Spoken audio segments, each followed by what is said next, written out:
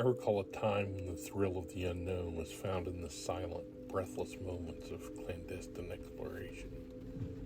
The mid-70s marked the dawn of my personal journey into the supernatural, a time when the boundaries between curiosity and trespass blurred in the darkened halls of abandoned houses and the silent watch of graveyards after midnight.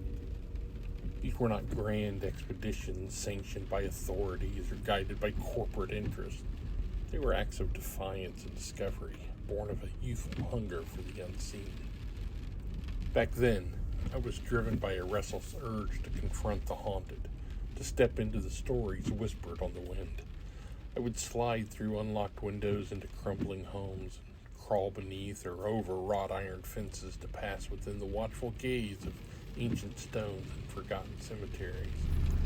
Always under the cover of darkness, always with the sense that I was trespassing on sacred ground. These clandestine ventures weren't just about collecting spectral evidence.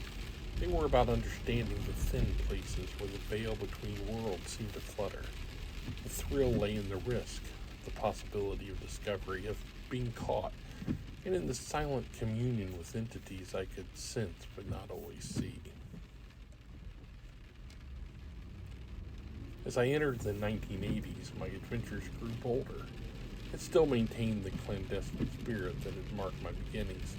I traveled across Indiana, Kentucky, and Ohio, seeking out legendary sites like Waverly Hills Sanatorium or Helltown.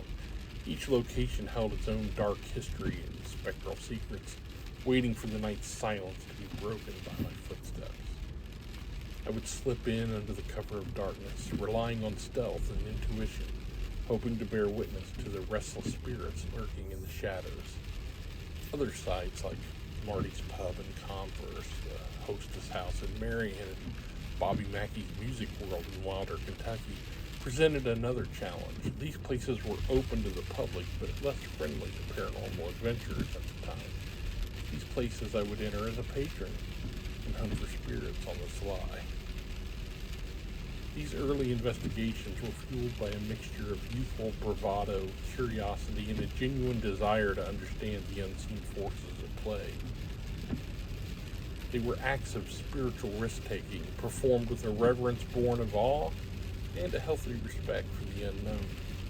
Yet, as I reflect now, I realize that such clandestine pursuits were also a form of personal initiation, an apprenticeship in the art of peeking behind the veil, desperate to connect with the spirits that linger in these restricted liminal spaces. Today, the landscape of paranormal investigation has shifted dramatically. The once secret, shadowy excursions have largely been replaced by well-funded tours, commercial ventures, and organized investigations. With money and access, the haunted sites now open their doors willingly, eager to host ghost hunters from around the world. The element of mystery has been replaced by marketing and spectacle, and the need for stealth has waned. But here lies the lesson I've learned over far more decades than I care to admit to. Paranormal investigation isn't about locations.